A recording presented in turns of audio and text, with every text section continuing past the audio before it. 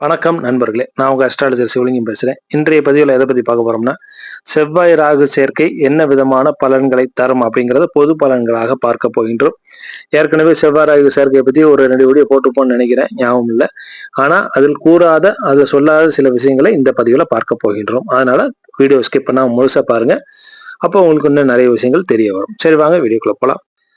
கிரக சேர்க்கைகள்ல சனி செவ்வாய் சூரியன் சனிக்கு நிகரானது இந்த செவ்வாய் ராகு கிரக சேர்க்கை. அதிக உக்கிரமான கிரக சேர்க்கை என்றால் அது செவ்வாய் ராகு கிரக சேர்க்கை தான். இரண்டுமே நெருப்பு கிரகம், அதிக மூர்க்கத்தனத்தை தரக்கூடியது. வெளிப்படையான குணக்கேட்டை தருவதில் செவ்வாயும் முன்னிலை வைப்பார்.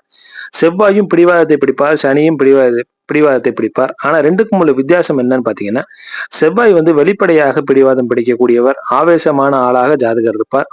ஆனா சனி அழிச்சாட்டியம் பண்ணக்கூடியவராக இருப்பார், அழுத்தமான ஆளாக ஜாதகரை மாற்றுவார்.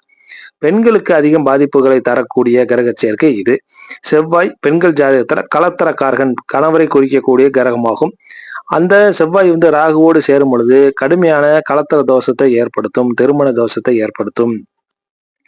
ராகு அடமானத்தின் பேரில் கடன் வாங்கக்கூடிய அமைப்புகளை குறிக்கக்கூடியது. செவ்வாய் வீட்டு நிலத்தை குறிக்கக்கூடிய கிரகமாகும். ஆக செவ்வாய் ராகு கிரக சேர்க்கை வீட்டின் மீது, நிலத்தின் மீது கடன்களை ஏற்படுத்தக்கூடிய அமைப்பாகும். கணவருடன் பரஸ்பர ஒற்றுமையின்மையை கொடுத்து திருப்தியற்ற திருமண வாழ்வை தரக்கூடிய கிரக சேர்க்கை இது. நிலத்தின் மீது வம்பு வழக்கு பிரச்சனைகள் அல்லது நீல அகலத்துல பிரச்சனைகள், டாக்குமெண்ட்ல பிரச்சனைகள் போன்றவை ஏற்படுவதற்கான வாய்ப்புகள் உண்டாகும். பக்கத்து வீட்டுக்காரரோடு, பக்கத்து இடத்துக்காரரோடு பிரச்சனைகள் ஏற்படக்கூடிய அமைப்புகள் உண்டாகும்.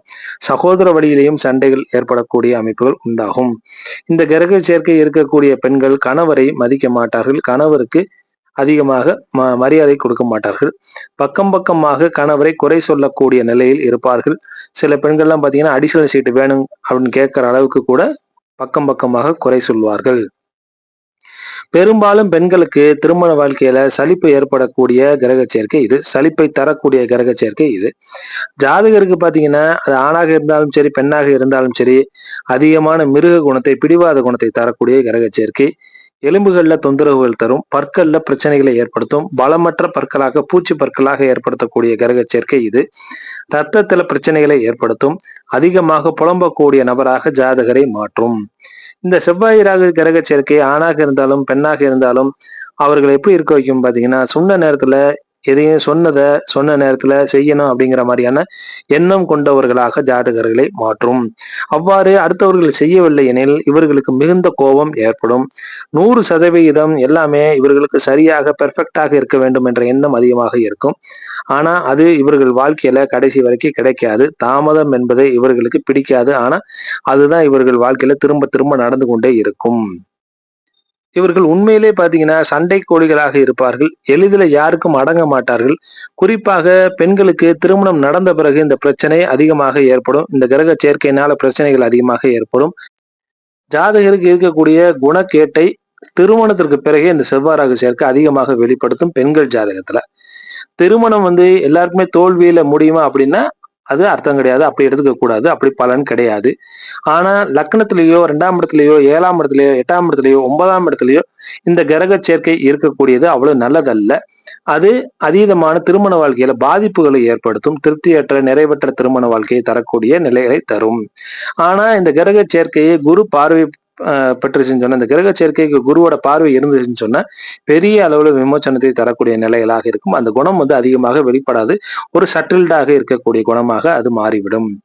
அதே போல இந்த செவ்வாய் ராகு கிரக சேர்க்கை இருக்கவர்கள் பாத்தீங்கன்னா அடுத்தவர்களை தண்டிப்பதில் அதிகமாக ஆனந்தம் இருக்கக்கூடியவர்களாக இருப்பார்கள். கோபம் வந்தா என்ன பேசுறோம், என்ன நடந்துக்கிறோம் அப்படிங்கிறது தெரியாம ரியாக்ட் பண்ணக்கூடியவங்களாக இருப்பாங்க. அதிகமாக முகத்தை காட்டக்கூடியவர்களாக, கோபம் வந்தா கடுமையான முகத்தை காட்டுவாங்க. அடுத்தவர்களுடைய மனம் அதிகமாக புண்படும்படி நடந்து கொள்வார்கள். முரட்டுத்தனமும் மிக கடுமையான மனநிலையும் கொண்டவர்களாக ஜாதகர்கள் இருப்பார்கள். சரிங்க சார், இதுக்கு ஏதாவது பரிகாரம் இருக்கா அப்படின்னு கேட்டா வாங்க அதையும் பார்த்து விடுவோம். இந்த மாதிரி கிரக சேர்க்கை இருக்கக்கூடிய ஜாதகர்கள் கால பைரவருக்கு செவ்வாய்க்கிழமை ராகு காலத்துல விளக்கு போட்டு வருவது சிறந்த பலன்களை தரும். அது குணத்தில் இருக்கக்கூடிய வேறுபாட்டை மறைத்து நல்ல விதமான குணங்களை ஜாதகருக்கு கொடுக்கும். அதே போல இந்த கிரக சேர்க்கை இருக்கக்கூடிய குழந்தைகளுக்கு, உங்க வீட்டுல யாருக்காவது இந்த கிரக சேர்க்கை இருக்குது, குழந்தைகளுக்கு இருக்குது அப்படின்னா நிச்சயமாக அவர்களுக்கு தாமதத்தையும் தோல்விகளையும் சிறு வயதிலேயே சிறுக சிறுக பழக்கப்படுத்தி விட வேண்டும். எல்லாருமே இங்க பெர்ஃபெக்ட் கிடையாது அப்படிங்கிறத சிறு வயதிலேயே அவர்கள் மனதுல ஆழமாக பதித்து விட வேண்டும். தாமதங்களும் தோல்விகளும் எல்லாருக்குமே சகஜம் அப்படிங்கிறத பழக்கப்படுத்தி விட வேண்டும். அதே போல பெண்கள் ஜாதகத்துல இந்த மாதிரி கிரக சேர்க்கை இருக்கும் பொழுது அவர்கள் அதிகமாக விட்டு கொடுத்து அனுசரித்து செல்ல வேண்டும். அவர்கள் கணவரிடத்திலும் சகோதரர்களிடத்திலும் அதிகமான எதிர்பார்ப்புகளை வைத்துக் கொள்ளக்கூடாது. அது முடிந்தவரை எதிர்பார்ப்பை குறைத்துக் கொள்வது அவர்கள் வாழ்க்கையில நல்ல பலன்களை தரும். சரிங்களா? சரி, இன்றைய பதிவை நிச்சயமாக உங்களுக்கு பயனுள்ளதாக இருக்கும் நம்புறேன். மீண்டும் நல்லதொரு பதிவில் உங்களை சந்திக்கும் வரை விடைபெறுகிறேன். நன்றி, வணக்கம்.